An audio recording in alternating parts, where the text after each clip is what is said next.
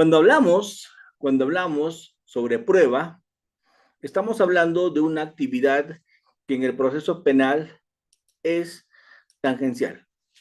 En el proceso penal hay actividad probatoria durante todo el proceso penal, desde la etapa de investigación hasta la etapa de impugnación. En todo el proceso hay actividad probatoria. ¿De acuerdo? Lo único que tenemos que tener claro es que la actividad probatoria durante todo el proceso es con distinta finalidad. La actividad probatoria, cuando se realiza, cuando se hace en etapa de investigación, es una actividad probatoria de búsqueda de fuentes de información. Cuando esa actividad probatoria se realiza en etapa intermedia, ya no es de búsqueda, sino de ofrecimiento y admisión de medios probatorios. Cuando la actividad probatoria se da en el juzgamiento, la actividad probatoria en el juicio es de actuación probatoria y valoración probatoria. ¿Sí? Pero también en etapa de impugnación hay actividad probatoria en el Perú, porque ya con el Código del 2004 hemos incorporado la posibilidad de actuar prueba en segunda instancia. ¿Sí? Excepcional, sin duda, pero es posible actuar prueba en segunda instancia. Dicho esto, hagamos un rápido barrido de la actividad probatoria durante todo el proceso penal. Empecemos con la actividad probatoria en etapa de investigación. Esa actividad probatoria en etapa de investigación es una actividad de búsqueda de información. Y esa información se busca, esa información se consigue durante diligencias preliminares con actos urgentes e inaplazables, investigación preliminar, ya se le llama hoy día, ¿sí? Y en investigación preparatoria formalizada, que es una investigación más exhaustiva, ¿cierto? Pero en toda la etapa de investigación, la actividad probatoria consiste en buscar información. Esa información se busca de testigos, esa información se busca de peritos que se hacen a los peritajes, que se hacen a los objetos, eventualmente a los documentos. Entonces, 4 fuentes de información yo identifico que existen. Las 4 fuentes de información de donde se obtiene información son testigos, documentos, objetos y peritos. Testigos, documentos, objetos y peritos. La mejor fuente de información, obviamente, es un objeto. Porque el objeto no miente, ¿cierto? El objeto puede tener sangre, el objeto puede tener huellas, el objeto tiene información. Edmund Lockhart, el padre de la criminalística, en finales de 1800, decía, cuando un objeto y una persona entran en contacto, intercambian características. Cuando una persona y otra persona entran en contacto, intercambian características. Cuando dos objetos entran en contacto, también intercambian características. Y cuando se hace un abordaje de escena del crimen, lo que se verifica es ese intercambio de características. ¿Sí? Miren, acá tengo una botella. Si esta botella yo la toco, me habré llevado adherencias de pintura de la botella, adherencias de líquido en mis manos. Y habré dejado acá mis huellas. Entonces, ¿intercambiamos características o no? Esta botella, puesta en escena del crimen, tiene mucha información. ¿De acuerdo? Tiene mucha información. Me preguntan en una violación. En una violación también hay intercambio de características entre persona y persona. El violador puede dejar y se puede llevar vello púbico. Se puede llevar restos de sangre. Puede dejar restos seminales. Entonces siempre hay intercambio de características. Y ahí me ponen en el chat, en violación también. En homicidio. Cuando se dispara un arma, en el arma se deja huellas y se lleva plomo, bario y antimonio, que es lo que sale de la explosión luego de percutar un arma. Entonces, lo que se busca en etapa de investigación es objetos para verificar precisamente ese intercambio. Pero un objeto es absolutamente inservible, un objeto no sirve para nada si ese objeto no está con un perito. ¿Por qué? Porque el objeto no es autoexplicativo. ¿Quién va a decir que las huellas que están acá son de Fran Almanza? ¿Quién va a decir que Almanza tiene en sus dedos restos de látex y restos de pintura azul? El perito. Exactamente, el perito. Por lo tanto, el objeto es basura sin un perito. El objeto es para descartarlo. De desecho es el objeto sin un perito. Porque el único capaz de sacar información a un objeto es un perito. Solo el perito me puede decir si el líquido rojo que hay en esa sábana es sangre o es pintura. Solo el perito me podrá decir si es sangre humana o si es sangre animal. Solo el perito me podrá decir si es sangre de corte o de menstruación, porque es sangre que tiene distintas características. ¿De acuerdo? Entonces, ¿quién es el que me va a dar información respecto de un objeto? El perito.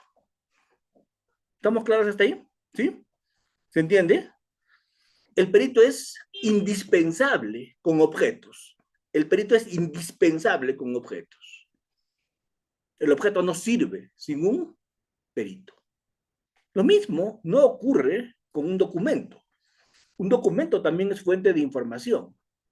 Pero la ventaja que tiene el documento, Lidia, la ventaja que tiene el documento es que el documento es autoexplicativo. El documento se explica por sí solo. No necesita un perito, sino por excepción. Como regla, el documento se explica solito, no necesita un perito. Por ejemplo, si yo quiero una información de un escrito, lo leo. De un manuscrito, lo leo. De un video, lo veo. De un audio, lo escucho. De una foto, la miro. La información del documento se obtiene de la propia persona, ¿o no?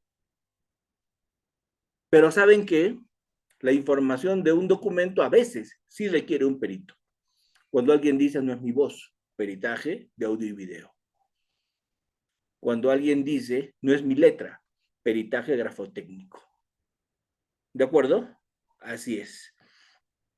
Ahí, cuando hay negación, va a tocar un perito. Grafotécnico, dactiloscópico, etc. ¿Sí? Pero por excepción. Los peritos entran con documentos por excepción, porque por lo general el documento se explica solo, porque el documento es autoexplicativo. Lo mismo no ocurre con los objetos, porque los objetos siempre van a necesitar un perito para obtenerse la información. Entonces, en conclusión, ¿qué se hace en la etapa de investigación en actividad probatoria? La actividad probatoria en etapa de investigación es una actividad de búsqueda de fuentes de información, búsqueda de testigos, de peritos, de documentos, de objetos, ¿sí? Y con esa información, ¿qué se hace? Se reconstruye lo que pudo haber ocurrido. ¿Se entiende? Doctores, el fiscal hace su reconstrucción, la defensa hace su reconstrucción. Todos tienen a disposición las piezas de la investigación que se buscaron, las piezas del rompecabezas, vamos a llamar así. Y esta parte quiero que la entiendan, por favor, muy bien, porque esta parte es la básica para entender todo lo que es prueba. En una investigación se recogen 20 testimonios, se recogen 15 documentos, entre documentos de video, de audio, fotos, escritos, manuscritos, lo que fuera. Se recaban 20 documentos, 15 testigos. Se hacen acopio de 50 objetos, 50 peritajes. Pregunto, ¿todo eso se usa para construir la teoría del caso? No. El fiscal elige algunos y con esos busca una explicación de lo que ocurrió. La defensa busca otros y con esos otros obtiene la explicación que quiere. Cada uno, con la información recabada, que es para todos, hace su explicación. El fiscal selecciona lo que considera que le es conducente, pertinente, útil. El abogado defensor hace lo propio y cada uno usa esa información a su manera. ¿Está claro? Doctor Almanza, y si esa información no la usó ni el fiscal ni la defensa, esa información se bota a la basura. porque solo vas a etapa intermedia y solo ofreces con la aspiración de que te admitan medios probatorios, ¿de qué? De lo que tú has seleccionado. Si el fiscal no lo seleccionó y el abogado defensor tampoco, eso se descarta. ¿Sí? Así que métanse una idea a la cabeza. No todo lo que se acopia en investigación va a juicio. De lo que se acopia en investigación va a juicio lo que el fiscal elige. De lo que se acopia en investigación va a juicio lo que el fiscal selecciona. El resto se descarta.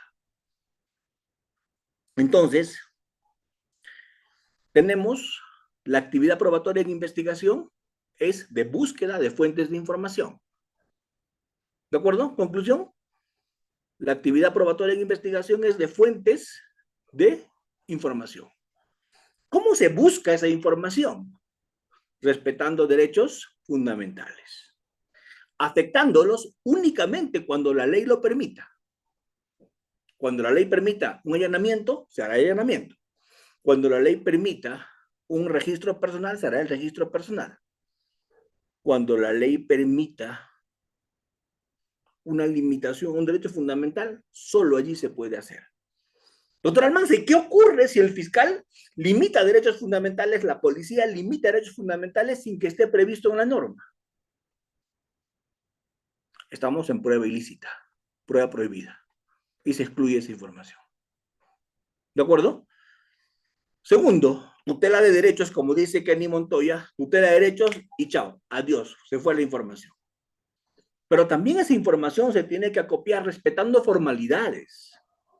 Una ronda de reconocimiento tiene formalidades. Una toma de declaración tiene formalidades.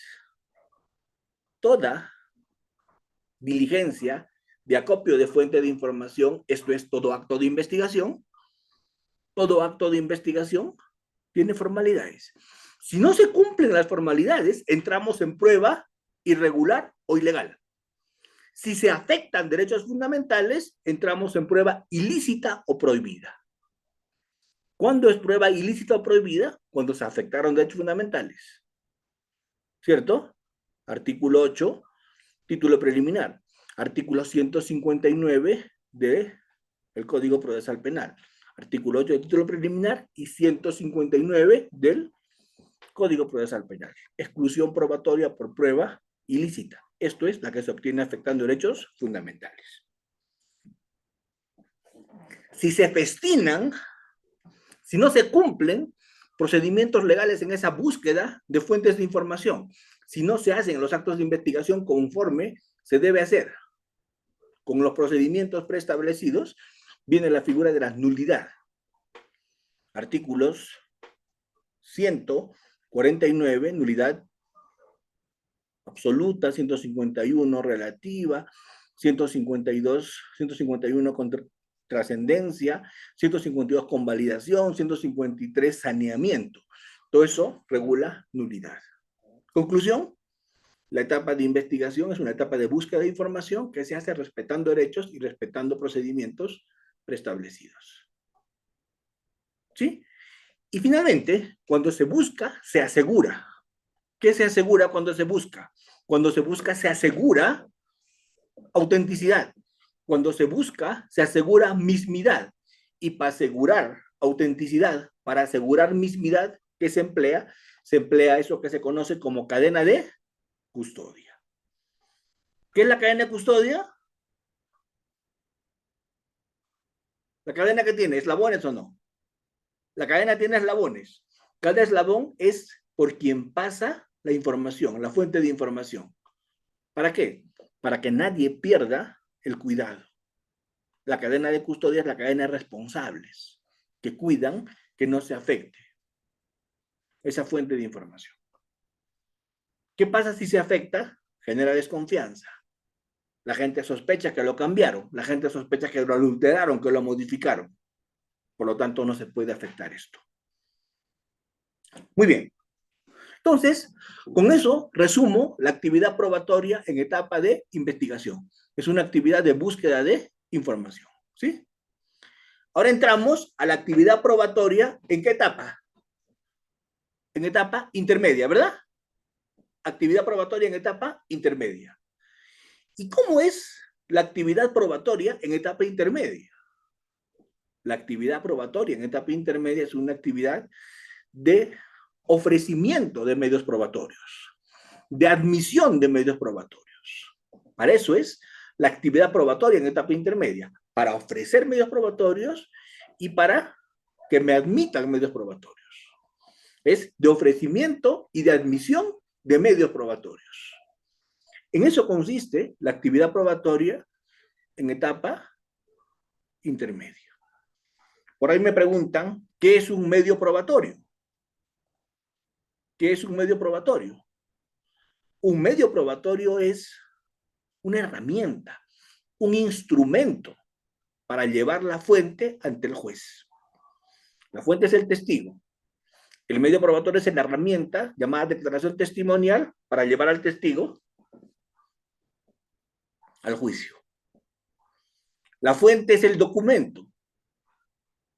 Exhibición y reconocimiento, ¿cierto? Es el medio probatorio para hacer que se oralice en el juicio. ¿Está claro?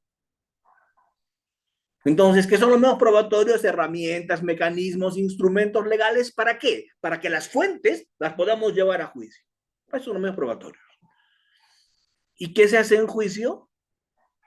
Ofrecimiento de medios probatorios y admisión de medios probatorios. La idea es que al juicio llegue únicamente los medios probatorios admitidos.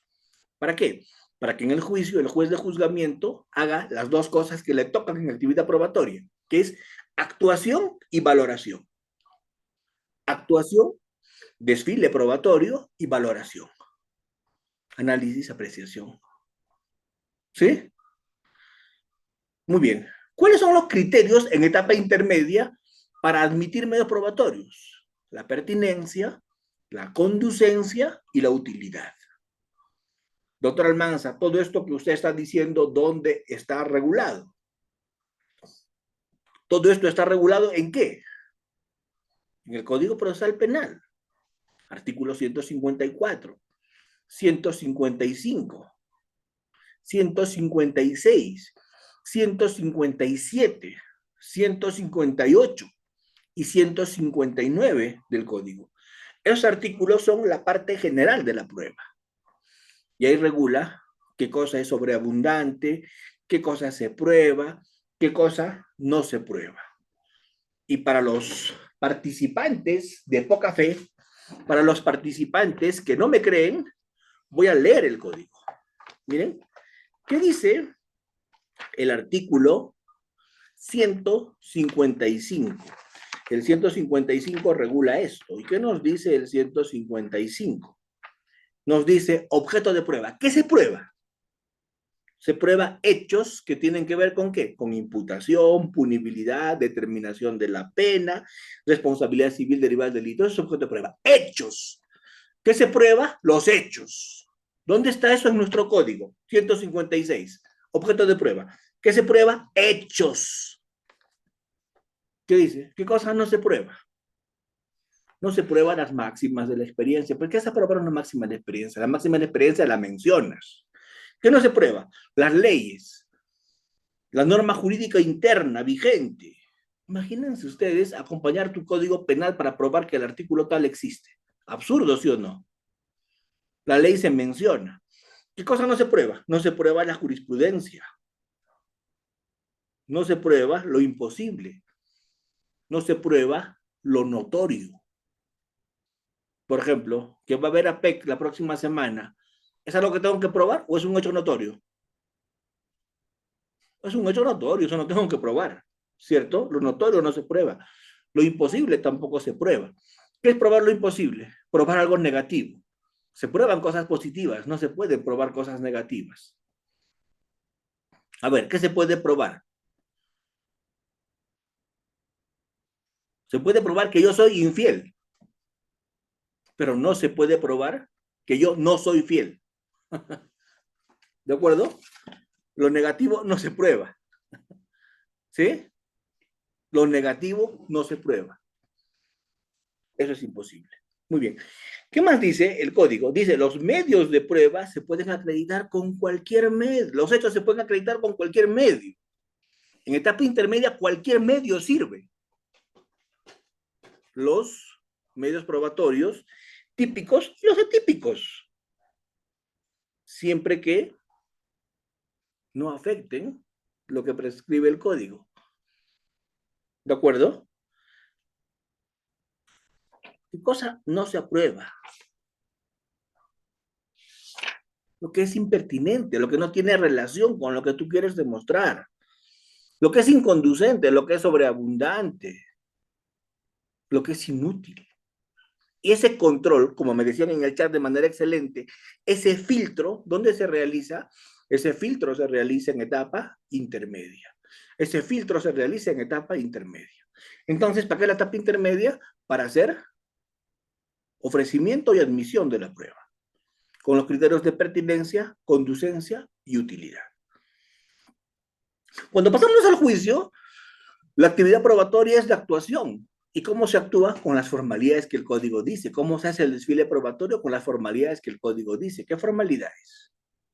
Inmediación ante el juez que va a sentenciar. Oralidad. Publicidad ante los ojos de todos. Contradicción, que es el uso de la dialéctica, del falsacionismo, de la dialéctica hegeliana, del falsocialismo popperiano en el proceso penal. ¿Sí? Se actúa con contradicción, con inmediación, con publicidad en el juicio. Y en el juicio también se valora. ¿Y quién valora? Las partes y el juez. Las partes valoran cuando hacen su alegato de clausura o no. ¿Qué es el alegato de clausura de autores? El alegato de clausura es únicamente un ejercicio de valoración probatoria. No me digan otra cosa. ¿Qué es el alegato de apertura en un juicio? El anuncio de lo que se va a probar en el juicio, ¿cierto? ¿Qué es el alegato de clausura? El análisis de la valoración probatoria que haces tú de lo que se actuó en el plenario, en el juicio. Alegato de clausura es únicamente valoración probatoria de lo que se ha actuado en el juicio. Y ahí terminamos la gestión de la prueba. ¿De acuerdo? Pregunto entonces, ¿hay actividad probatoria en todo el proceso? Sí. ¿Pero con distinta finalidad o no? Con distinta finalidad. Pero hay actividad probatoria desde diligencias preliminares hasta el tema de la impugnación. Finalmente, Juan Carlos me pregunta por los testigos referenciales. Un testigo de referencia es el chismoso, ¿cierto? El testigo de referencia es aquel que no ha visto nada, ese man no sabe nada, ese dice le han contado, ¿cierto? Y el testigo de referencia más odioso de todos, ¿cuál es? Ese que dice, se dice el milagro, pero no el santo. Están hablando por ahí. Por eso siempre tienes que tener la ventana de tu oficina abierta. Cuando viene ese tipo de gente, para que la avientes por ahí, ¿cierto? ¿O no? ¿Sí? Están hablando por ahí, lo están diciendo. ¿Pero quién? Se dice el milagro, pero no el santo. Mira que te lo digo por tu bien, porque te estimo, porque te aprecio, porque siempre te he querido. ¿Cómo sería si me odia, no? Entonces, eso es un testigo de referencia. El testigo de referencia, Pablo Tanaka, sí sirve, pero de manera excepcional. El testigo de referencia es un impertinente. Repito, el testigo de referencia es un impertinente. Pero ¿cuándo se vuelve pertinente? Cuando el man que le contó se murió. Cuando el man que le contó está fuera del país. Cuando el man que le contó no es ubicable. Ahí recién, por defecto y de manera subsidiaria, ingresa el testigo de referencia. Pero su versión solo se valora corroborada.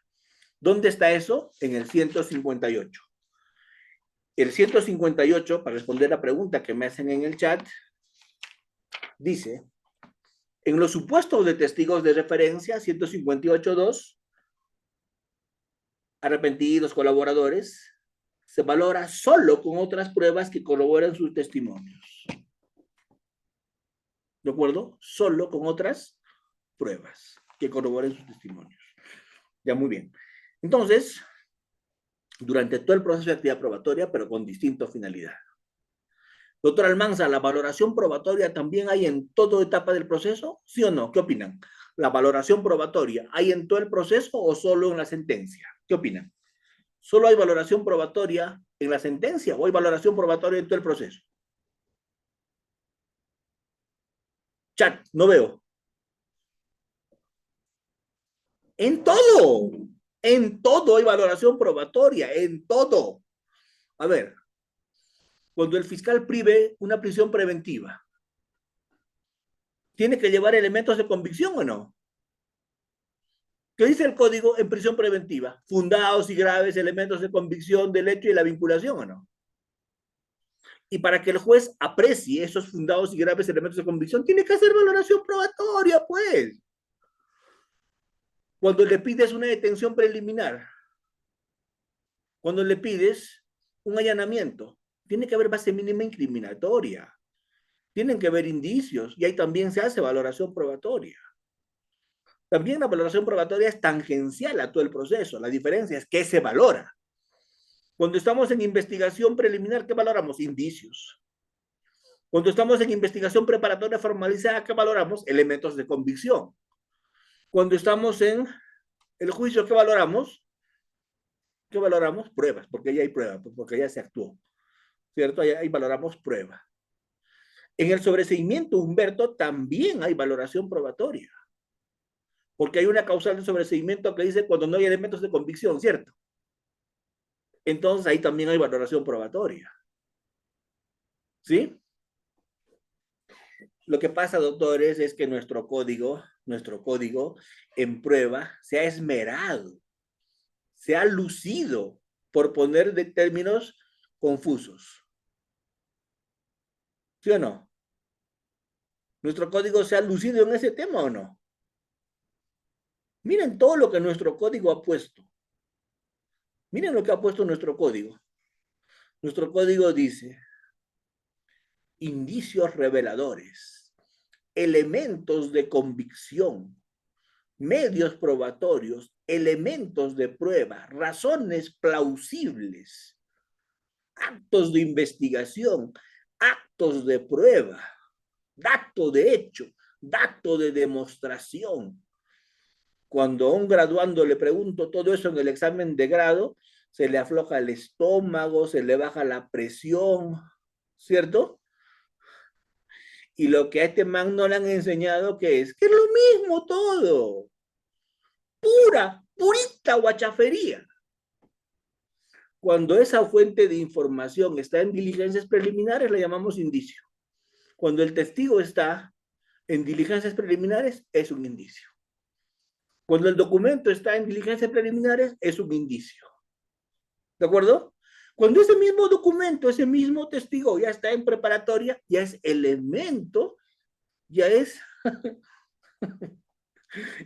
Permítanme que me ría, pero ese mismo testigo y ese mismo documento, por solo estar en preparatoria, ya es elemento de convicción. Y cuando ese mismo testigo da información en juicio, ya es prueba. Estamos hablando de lo mismo. ¿Sí o no? ¿Qué es el acto de investigación? El acto de investigación, ¿qué es? El acto en investigación para buscar fuentes. El allanamiento es un acto de investigación. Las escuchas son un acto de investigación. La toma de declaración es un acto de investigación. ¿Qué es un acto de investigación? El acto para buscar fuentes de información y obtener la información. ¿Estamos? ¿Qué es el acto de prueba? El acto que se realiza en el juicio para obtener prueba. Pero esto es lo mismo. Pero claro, como lo complicamos así, doctor, ¿y qué es razones plausibles?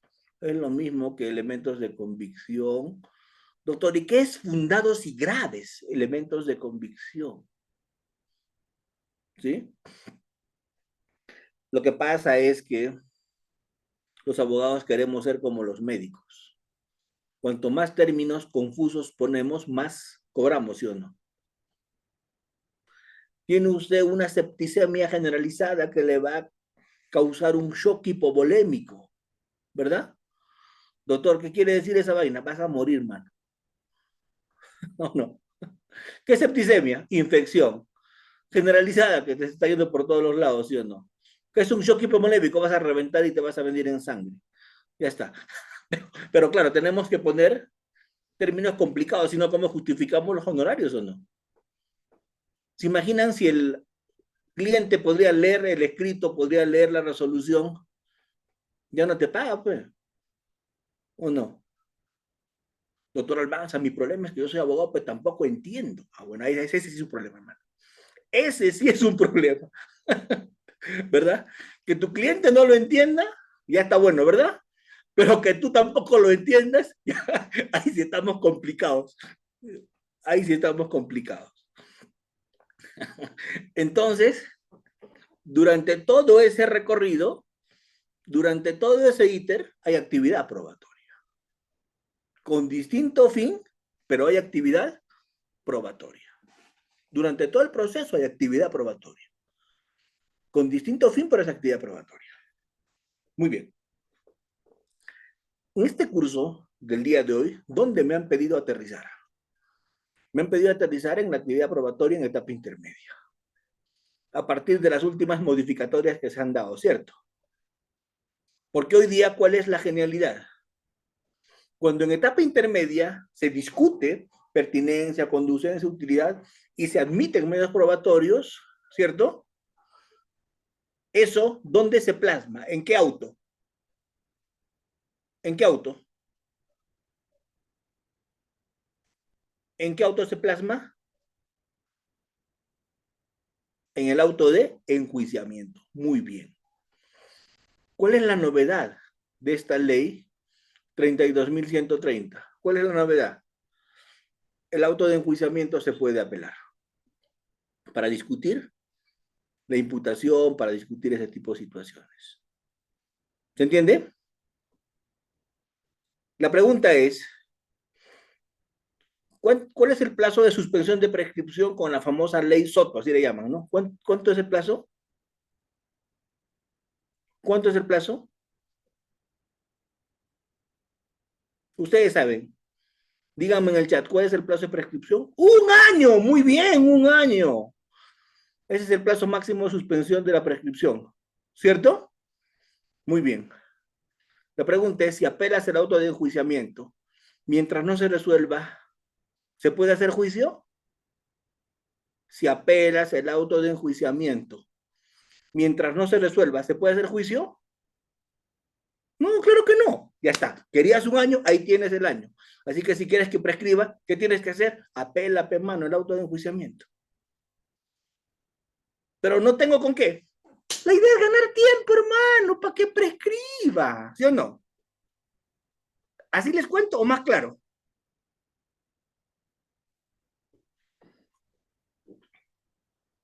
Digo, ¿estoy pensando de manera insolente o puede haber sido esa la intención? Pregunto, ¿estoy siendo insolente por hacer esa afirmación? ¿Quién quita, verdad? Pero yo que fuera defensor, yo que fuera abogado, si con eso me voy a ganar un año o 2 años mientras sube esa apelación, apelo, pues apelo, claro que, pero ¿cómo no me canso de apelar, sí o no? Y listo el pollo, ya tengo el tema prescrito. ¿Que no se dan cuenta? ¿O es que lo hacen adrede? Son estrategias, claro, son estrategias o no. Pero ¿quién nos pone la estrategia? Los bienaventurados congresistas cuando hacen estas normas, ¿cierto? Así es. Nuestros padres de la patria. ¿Cómo se nota que están buscando evitar impunidad, no? ¿Cierto? Están evitando impunidad. Se nota, es clarísimo. Es clarísimo. Mejor no sigo porque me puedo meter en más de un lío. Luego me van a decir, te hemos advertido, pero tú no entiendes. Y te sigues burlando. Infame. Pero por lo menos yo hago mi catarsis acá, ¿no? Por lo menos hago mi catarsis acá. Muy bien. Vamos ahora a lo más esperado. ¿Qué se prueba? Hechos. ¿Quién prueba? El que trae el hecho. No prueba el fiscal. El 156 es bien claro. ¿Qué se prueba? La imputación. La imputación probará el fiscal. Pero si se trae una causa de justificación, la probará el abogado defensor. Si se trae una causa de exculpación, ¿la probará el abogado defensor o no? El fiscal, ¿qué es lo único que prueba? La imputación. Si lo que se prueba es reparación civil, ¿quién probará eso? El actor civil. ¿Estamos? ¿Cuál es el principio en prueba? Las partes tienen que probar los hechos que alegan. Repito, las partes tienen que probar los hechos que alegan. Muy bien. Pero acá hay una excepción. Hay una excepción a este principio que dice las partes tienen que probar los hechos que alegan. Hay una excepción. ¿Y cuál es la excepción de que las partes tienen que probar los hechos que alegan? La excepción es la carga dinámica de la prueba, que está regulada en nuestro país en la Ley de Extinción de Dominio y su reglamento. ¿Cierto? La Ley de Extinción de Dominio. ¿Qué dice la Ley de Extinción de Dominio? No dice las partes tienen que probar los hechos que alegan. La Ley de Extinción de Dominio dice prueba el que está en mejores condiciones de probar. Eso es carga dinámica de prueba. Eso es solidaridad probatoria. En extinción de dominio, el fiscal, ¿qué te prueba? Que tú tienes el bien, que tú detentas el bien, ¿cierto? Que tú dominas el bien. Eso te prueba el fiscal. ¿Y tú qué pruebas? ¿Cómo lo obtuviste? ¿Se entiende? ¿Por qué? Eso se llama solidaridad probatoria, se llama carga dinámica de la prueba. El fiscal puede probar que tú tienes el bien. El fiscal puede probar que tú detentas el bien. El fiscal puede probar que ese bien está a tu nombre. Pero ¿quién es el único que puede probar cómo lo conseguiste? ¿Quién? ¿Quién?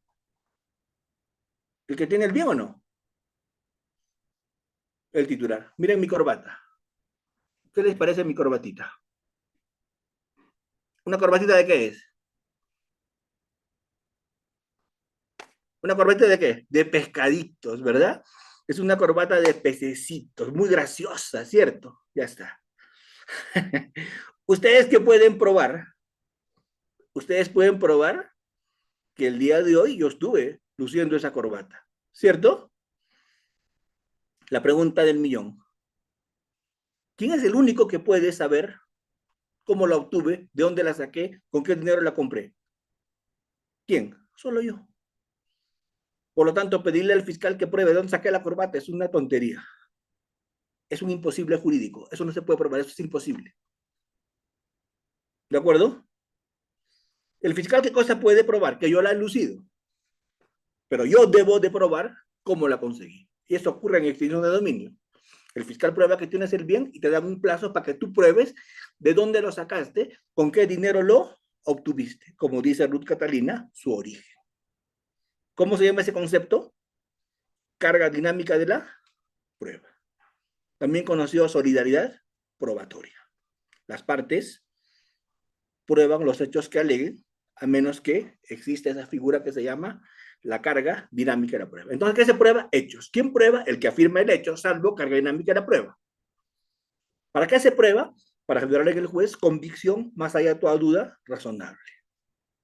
¿Con qué se prueba? Con las fuentes de prueba. ¿Cómo se lleva las fuentes de prueba ante el juez? Con los medios probatorios. ¿Qué se obtiene de las fuentes de información? Información, pues, información. Dato de prueba. Y con eso se sentencia.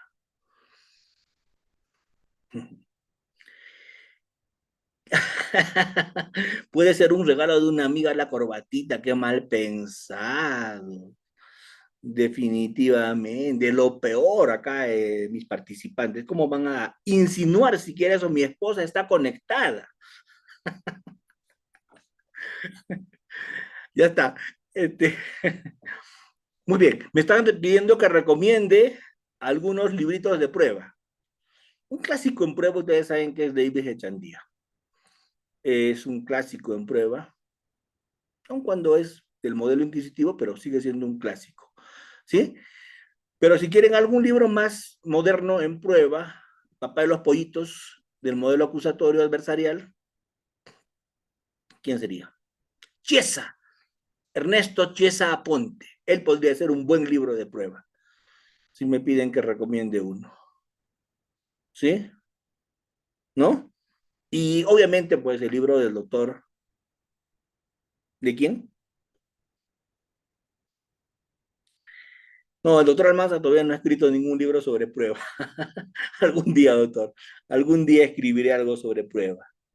El día que me voten del Ministerio Público y tenga más tiempo, ese día voy a escribir ese tipo de libro. Ya voy a tener tiempo, ¿verdad? Ya voy a tener tiempo. Muy bien. Entonces, ¿para qué se prueba? Para generar convicción en el juez, más allá de toda duda razonable, que es el estándar de la prueba. Para eso se prueba. Muy bien. Finalmente, finalmente, finalmente, vamos en prueba en segunda instancia. En segunda instancia se actúa prueba, sí.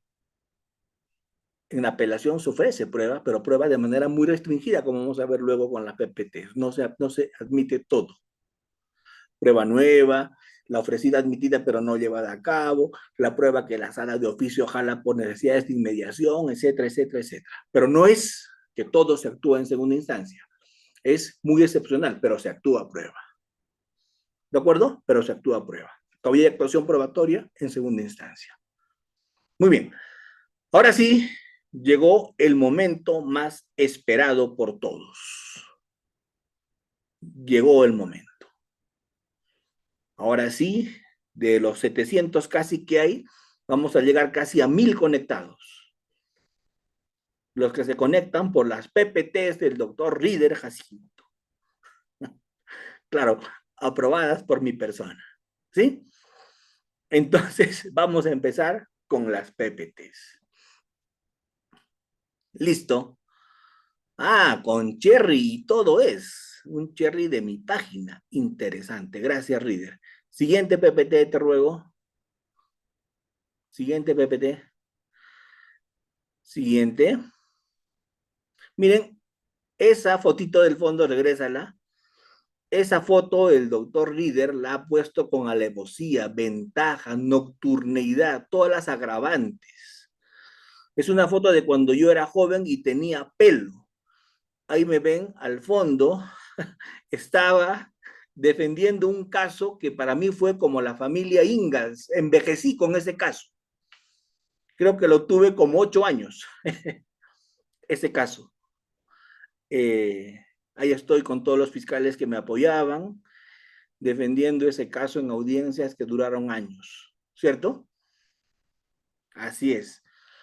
Caso en el cual, cuando faltaban pocos meses para que termine y estábamos en la recta final, me dijeron, gracias, se va usted a Churcampa, señor. ¿Sí? Interesante, ¿no? Anécdota. Esa no te la voy a perdonar, Reader, haber puesto esa foto. Eso es poner la soga en la casa del ahorcado. Siguiente.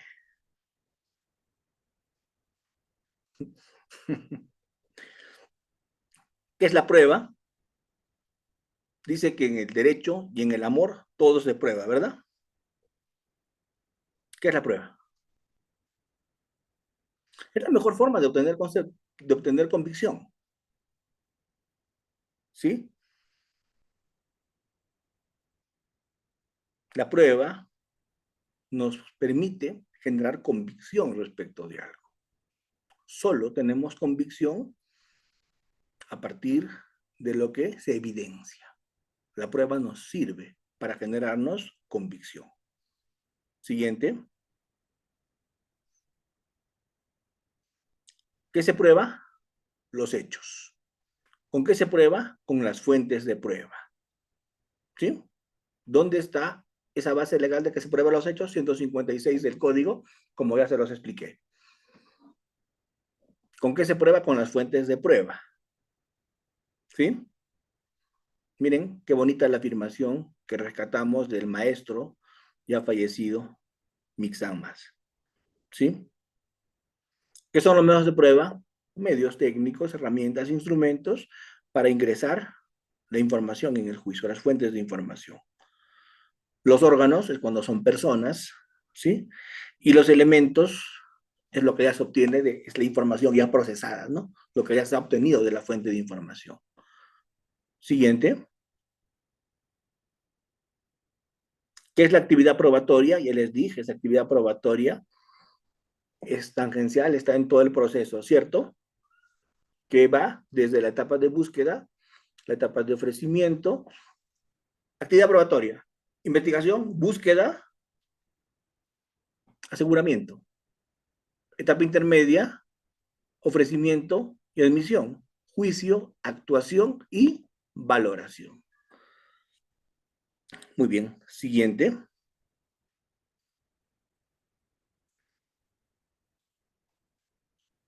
Probar es un derecho. Probar es un derecho. Pero es un derecho que va ligado con ¿qué? Con la contradicción.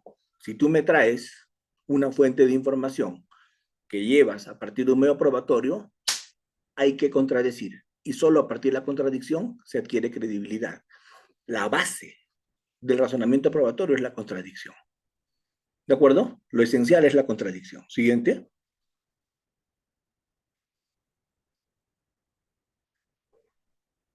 ¿Ven?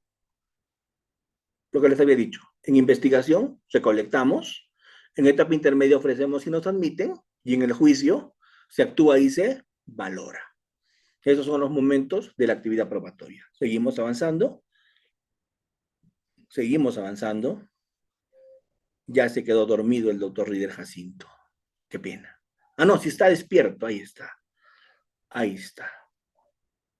¿Sí? Actividad probatoria en diligencias preliminares, regulado en el artículo 337, 1 y 2. ¿Sí? Es muy importante, apreciados colegas, que cuando hagas una búsqueda de información y hagas actos de investigación, pongas pertinencia, conducencia y utilidad, porque solo así vas a verificar y vas a analizar cuál es el medio probatorio que vas a obtener posteriormente. A ver, voy a poner un ejemplo, si todos ustedes me lo permiten. Cuando estamos en etapa de investigación, los fiscales disponemos actuación de actos de investigación, ¿cierto? Por ejemplo, la declaración de Juan Pérez, la pericia de tal documento. Cuando se hace eso, se hace a ver qué sale, se hace a ver qué cosas nos conseguimos, se base siempre teniendo claro qué quiero, cuál es la pertinencia, cuál es la conducencia y cuál es la utilidad. ¿Por qué es conducente? Porque no es sobreabundante, porque es algo que sí se tiene que probar. ¿Por qué es útil? Porque nos va a servir para acreditar esta proposición fáctica, que es esa afirmación sobre hecho que acredita o descarta ese elemento normativo. Y así, uno por uno tengo que hacer análisis de pertinencia, conducencia y utilidad. Y cuando la defensa le solicita al fiscal hacer actos de investigación, también se lo tiene que pedir así, diciéndole cuál es la pertinencia, conducencia y utilidad. Doctores, por favor, si le van a pedir al fiscal hacer actos de investigación en una investigación, díganle cuál es la pertinencia, conducencia y utilidad. Porque lo contrario, ¿cómo hace el acto de investigación? Siguiente, por favor, doctor Líder Jacinto. El 67 regula pues que la policía tiene la función de acopiar, de buscar fuentes de información. A la policía eso le ha tocado siempre y le va a seguir tocando, por lo menos porque la policía está en calle. ¿Quién hace las capturas en flagrancia? La policía. ¿Quién realiza las incautaciones en flagrancia? La policía. ¿Ante quién va la gente de manera inicial? Ante la policía. Entonces a la policía le toca, en cumplimiento de sus funciones, tomar cuenta de los delitos, dar cuenta al fiscal, pero realizar esas diligencias urgentes e imprescindibles para evitar que se pierda la información. ¿Cierto? A la policía le toca realizar eso. Siguiente. ¿Sí? Muy bien. Fiscal titular de la acción penal. Seguimos avanzando, por favor. Seguimos. Seguimos. De eso también hemos hablado. ¿Sí? Muy bien. ¿Dónde se admite los medios probatorios? En etapa intermedia. El juez es el que decide qué se admite. Pero ¿cuáles son los límites? Se inadmite la prueba ilícita. La prueba ilícita ustedes la pueden expulsar. La prueba ilícita la pueden expulsar desde etapa de investigación, vía tutela de derecho, ¿cierto? ¿La pueden sacar con tutela o no? Pero también la pueden sacar con inadmisión probatoria. En el artículo 350 está que el abogado puede cuestionar esto en etapa intermedia. Y también pueden ustedes pedir que no se valore esa prueba en alegatos de clausura, en el mismo juicio, al amparo del artículo 159. ¿Qué dice el artículo 159? No se valora la prueba que se ha obtenido con afectación al contenido esencial de los derechos fundamentales. Dice, el juez no puede utilizar las fuentes que se obtienen con afectación. Por lo tanto, también se puede pedir exclusión después de actuado la prueba. Con lo que les digo que hay varios momentos para pedir exclusión por ilicitud. ¿De acuerdo? Siguiente. ¿Dónde se actúa la prueba? La prueba se actúa en el juicio oral. ¿De acuerdo? Se actúa en el juicio oral. ¿Cómo se actúa? Con oralidad, con publicidad, con contradicción. A mí me da mucha pena, pero lo que yo puedo verificar es que las convenciones probatorias son casi inexistentes en nuestro país. Lamentablemente en el Perú no tenemos cultura de hacer convenciones probatorias. Todo lo litigamos, ¿cierto? ¿Cuál es el gran problema? Si no hacemos convenciones probatorias, los juicios son muy amplios, muy largos. Y se litiga sobre cosas que no tendríamos que litigar porque nadie está discutiéndolo. ¿Para qué hacemos ir al perito al juicio? ¿Para qué hacemos ir al perito a juicio si es que nadie discute que hay lesiones? ¿Para qué hacemos ir al psicólogo o al psiquiatra a juicio si nadie discute que hay ese tipo de daño?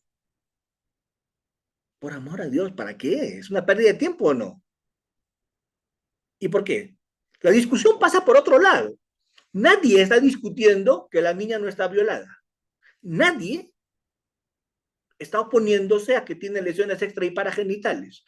Por lo tanto, ¿a qué va el médico legista? ¿A qué va el psicólogo? ¿A qué va el psiquiatra? La discusión no pasa por ahí. La discusión pasa por quién fue el autor. La defensa dice que fue X, pero su cliente no.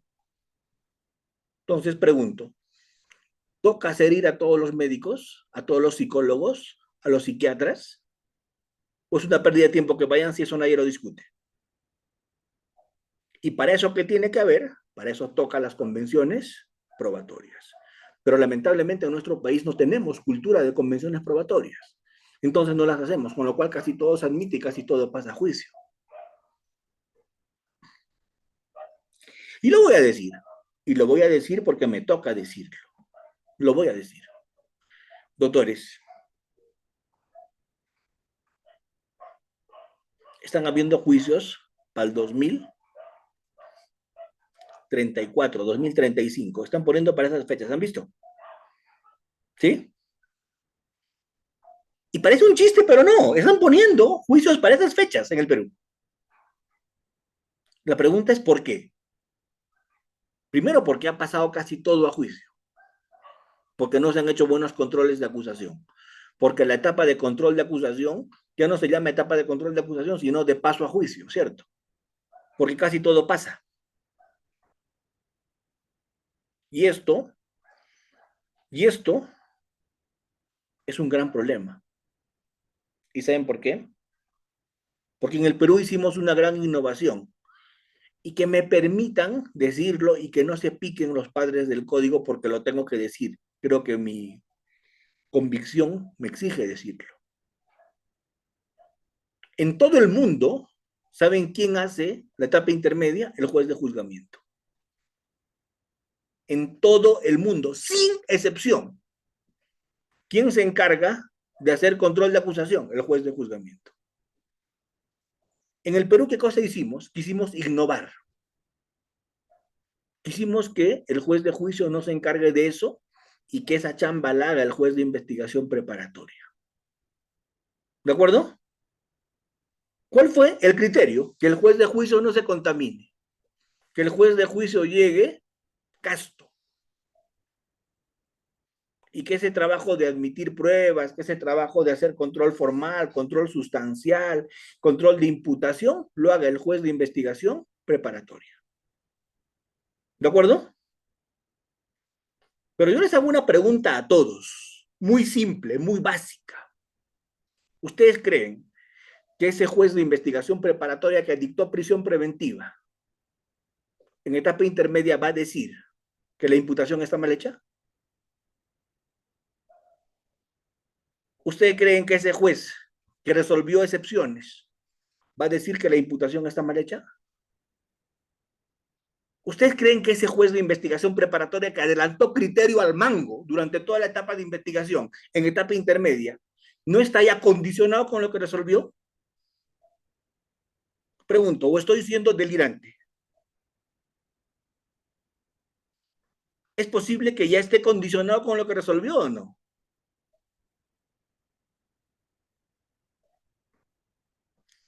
Y si eso es así, si ese juez de juicio ya está condicionado con lo que resolvió, la pregunta que yo me hago es, y luego sin ningún deseo de fastidiar a nadie, ¿por qué no hemos dejado esa chamba para el juez de juzgamiento como en el resto del mundo? ¿A quién le interesaría hacer buenos controles de acusación para que no pase cualquier cosa a juicio? ¿Al juez de investigación preparatoria o al juez de juicio? ¿Quién está más motivado de hacer esto?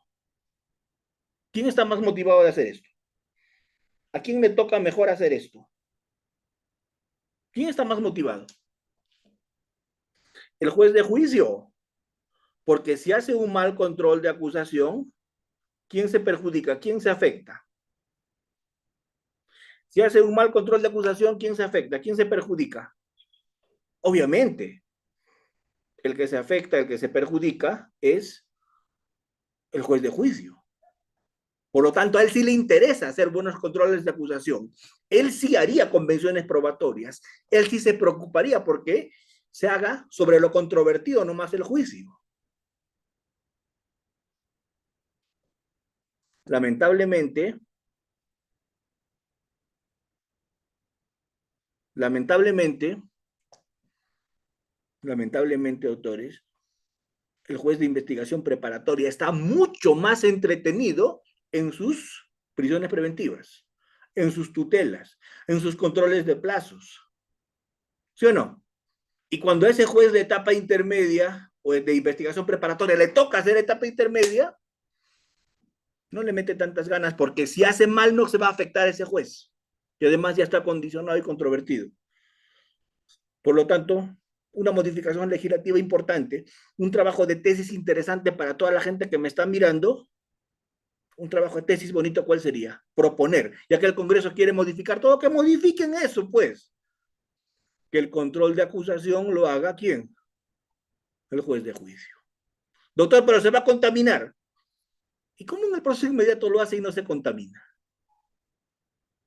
En el proceso inmediato, el control de acusación lo hace el juez de juicio, y ahí sí no se contamina. ¿Y por qué acá sí se va a contaminar?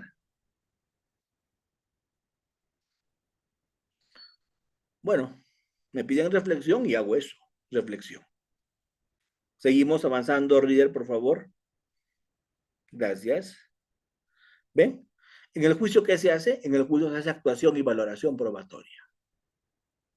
Vamos a hacer una retrospectiva, Reader, con las PPTs. Regrésate todas y vuélvelas a pasar. Regrésate. En el juicio se hace valoración.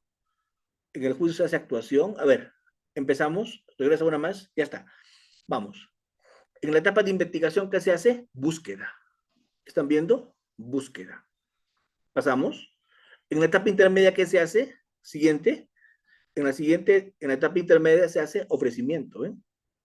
Y se hace admisión. Siguiente, admisión. Y en el juicio, ¿qué se hace? Siguiente, admisión, ¿ves? Y en el juicio, ¿qué se hace? Actuación y valoración. Ahí está todo el repaso de todo lo que estamos hablando en esta sesión.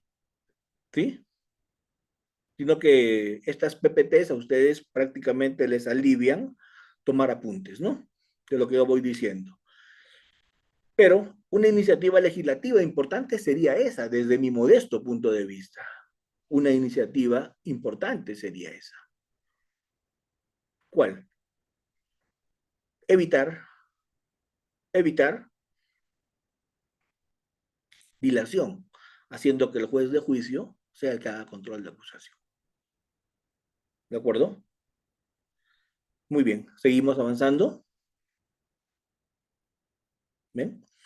La valoración también se hace en juicio y la valoración se hace con ese bendito artículo 158 que nos dice cómo se valora prueba indiciaria, con indicios probados, con indicios convergentes, con indicios que no tengan contraindicios consistentes, ¿cierto? Con indicios que se meritúan aplicando máximas de la experiencia, reglas de la ciencia, dentro del marco de la lógica. El 152 es un artículo espectacular, porque nos dice cómo se tiene que hacer esa valoración indiciaria, esa valoración probatoria, qué no se valora, el 159.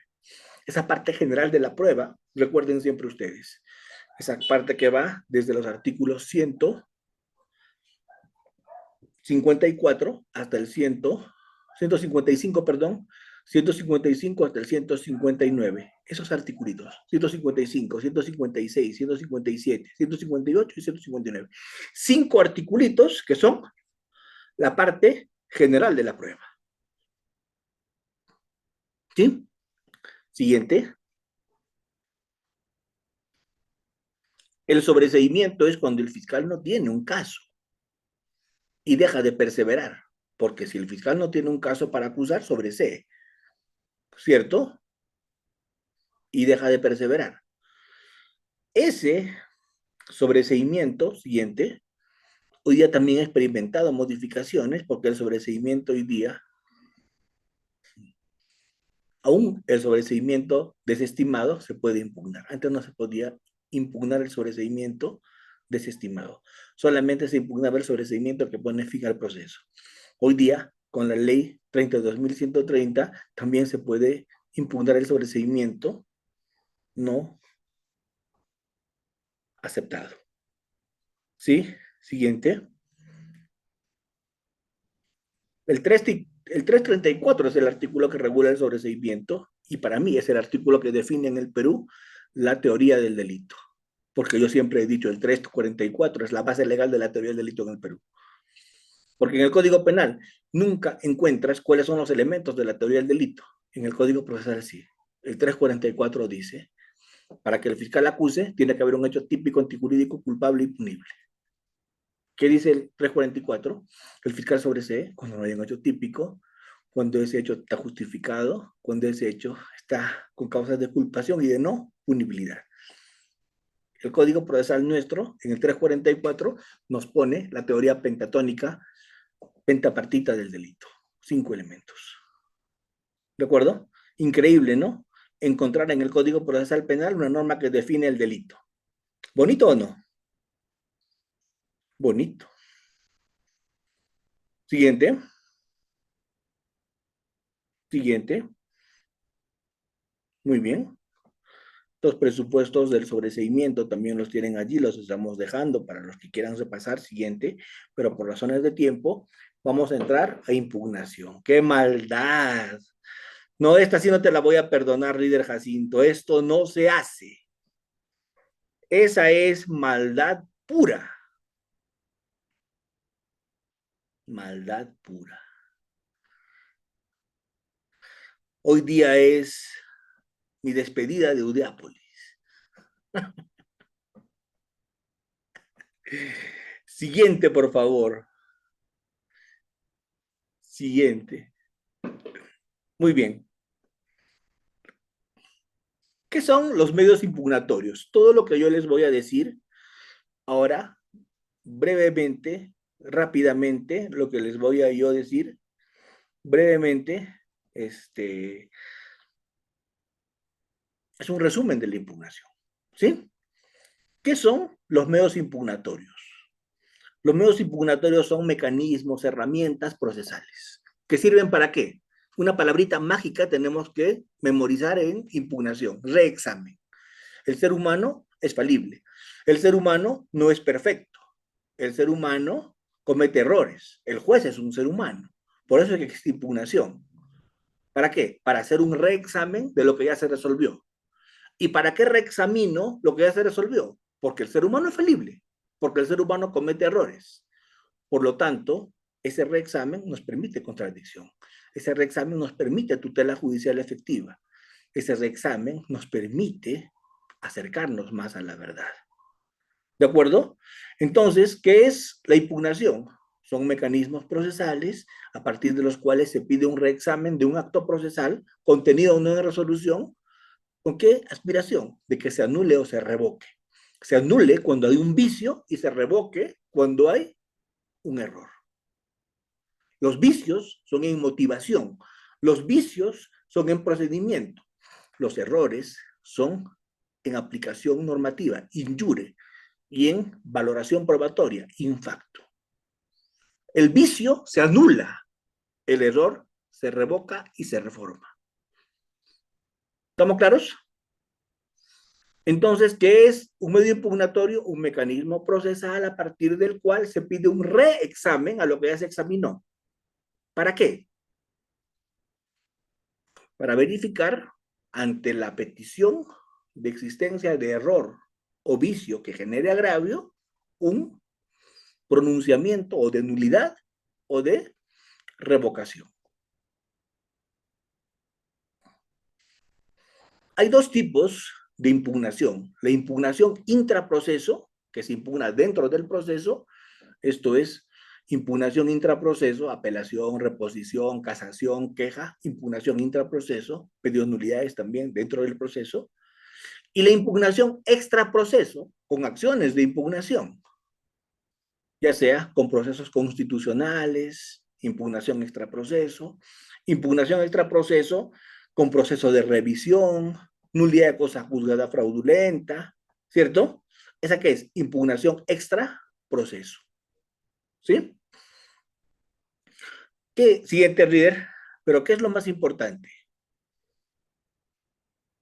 Lo más importante es que entiendan que en impugnación, mis queridos doctores, quiero que entiendan, por razones de tiempo, voy a correr así, por razones de tiempo, voy a avanzar de esa manera, pero lo que yo quiero que entiendan en impugnación es que solo se plantea reposición contra un decreto.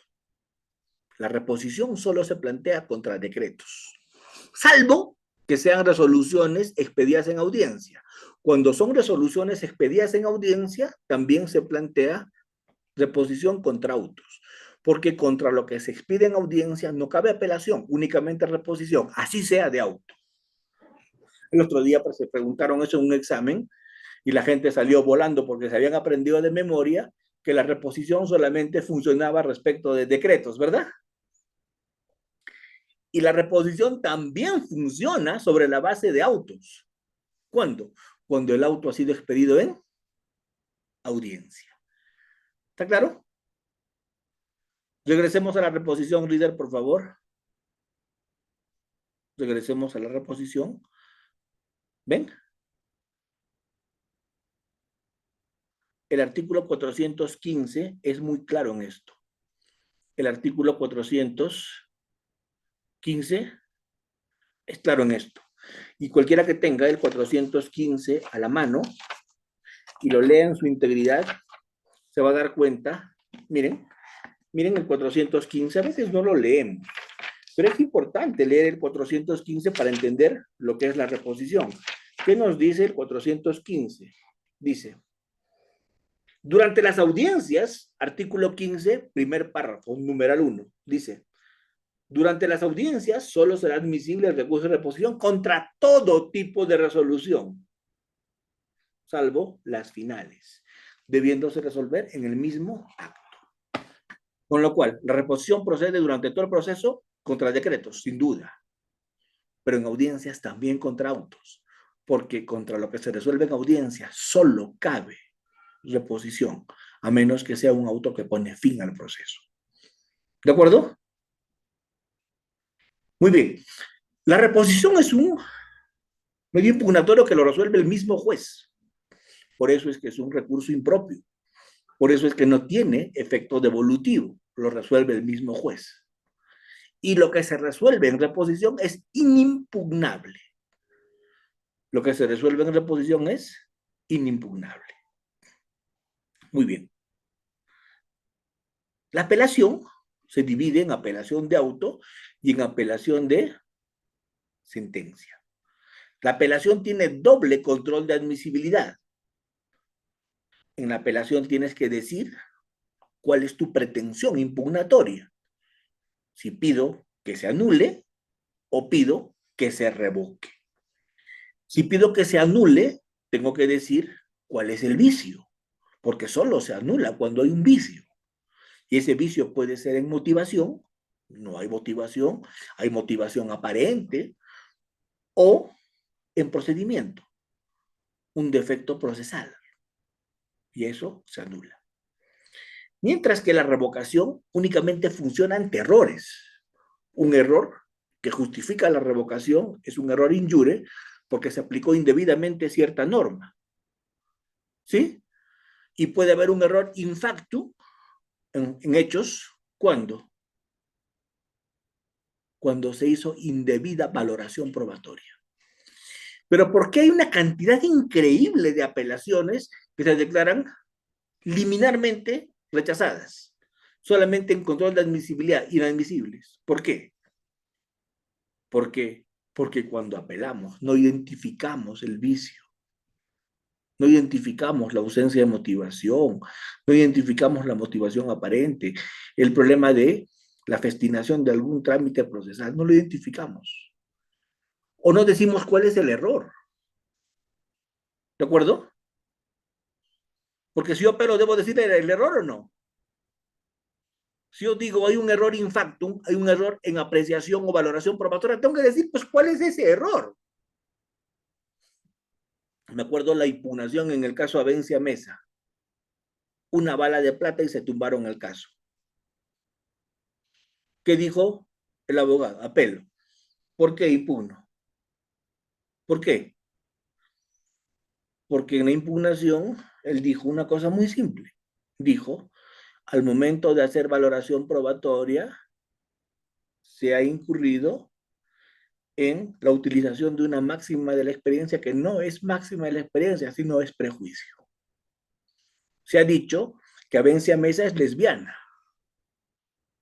y que es una máxima de la experiencia que las lesbianas son violentas. ¿Cuál fue la apelación?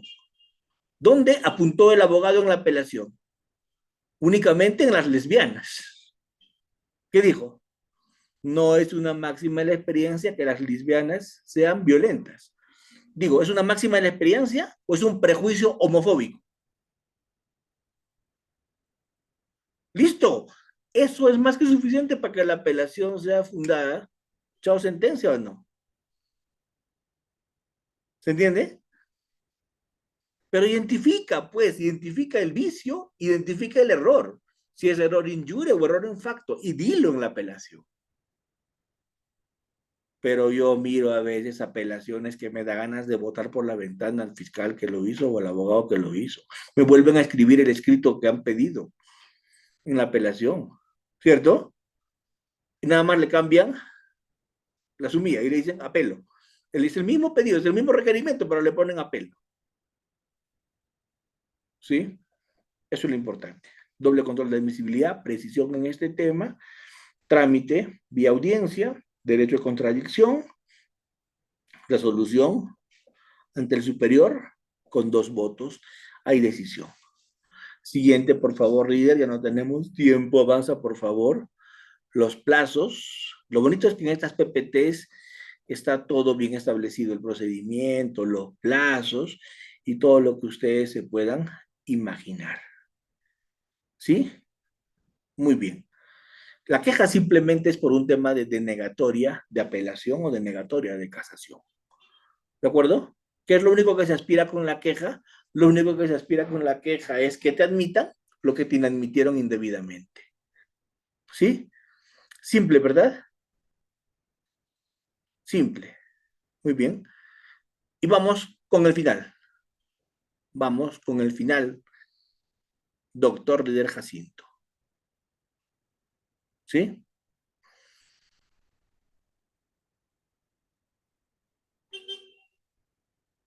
Vamos con... A ver, en la apelación sí es importante entender los efectos, ¿no? Ahí están, eso sí merece explicarlo. Además, lo pueden ustedes leer ahí. Pero los efectos. Los efectos son extensivo, devolutivo, diferido, suspensivo. Esos 4 efectos.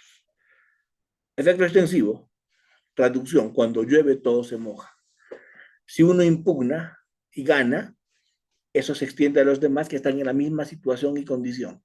Así los demás coprocesados no hayan impugnado. Efecto extensivo. Efecto suspensivo, mientras está impugnado no se ejecuta lo que se ha resuelto. Se suspende la ejecución. ¿Sí? Efecto diferido. Se concede pero se resuelve junto con la sentencia si es que esta es impugnada. Efecto devolutivo y en todos. Se suspende la competencia del juez para resolver ese tema hasta que sea expedito por el superior, porque pasa el superior para resolver esto.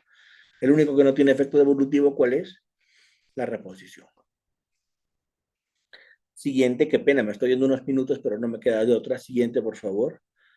La apelación de sentencia, valoración, pruebas en segunda instancia, ¿sí? Y miren, esto es muy importante. ¿Por qué? Porque no toda prueba se admite en segunda instancia. Las indebidamente denegadas, las admitidas pero que no fueron practicadas, ¿ven? No es un catálogo indeterminado, es un catálogo muy puntual en este tema. Terminamos, terminamos con eso. Muy bien, Reader, solamente terminamos con la casación. La casación es un recurso extraordinario. La casación busca fines nomofilácticos, uniformizadores de criterios, fines diquelógicos. La casación es únicamente de competencia de la Corte Suprema, ¿cierto?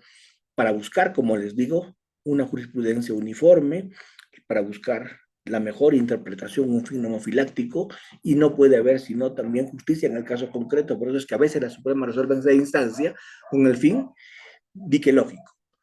Es un recurso que cada vez se vuelve más inalcanzable. ¿De acuerdo? Si bien es cierto, hay una casación excepcional, si bien es cierto, hay una forma de admitir casaciones, aun cuando la ley no lo permita, pero eso es absolutamente discrecionalidad de la sala. Siguiente, Rider. ¿Sí? Hay 2 tipos de casación, ya les había dicho, la casación ordinaria y la casación excepcional, que es para desarrollo jurisprudencial, ¿no? Pero esto es, como les digo, total decisión de la Corte Suprema. Los criterios de admisibilidad son altos en cuanto a penas, en cuanto a criterios cualitativos y cuantitativos. Es un recurso por eso extraordinario, es un recurso que cabe únicamente en aspectos muy puntuales. Siguiente, líder. Y este recurso de apelación, ¿sí? La finalidad fundamental es generar mejor predictividad, mejor uniformidad, resoluciones bastante más comprensibles. Muy bien, como verán, en estas PPTs hay un resumen de todo esto, ¿sí? De interés casacional, de las afirmaciones de las líneas jurisprudenciales que se hacen a partir de la casación. Ya queden ustedes seguir repasando y seguir profundizando. Miren, es más de 1 hora y media con ustedes. El tema de revisión es un proceso aparte. Les había dicho, la revisión es un proceso aparte, ¿cierto? Que se da en casos muy puntuales, pero siempre para favorecer. Jamás hay revisión para condenar. El que está absuelto para toda la vida, ¿de acuerdo? La reposición es si es que lo va a favorecer, ¿sí? Muy bien. Sí, pues hemos llegado hoy día a pico de 650 asistentes. Yo estoy muy, muy complacido con eso. Yo no le echaba ni 100 personas a un viernes en la noche, ¿cierto? Yo decía viernes en la noche, la gente va a hacer cualquier cosa menos estudiar, pero no, pero no. Están acá conmigo, nos hemos ido hasta después de las 10. Yo feliz de haber compartido esta noche con ustedes. Muchísimas gracias, doctores, por haberse conectado, por tantas muestras de aprecio, por tantas muestras de cariño en el chat.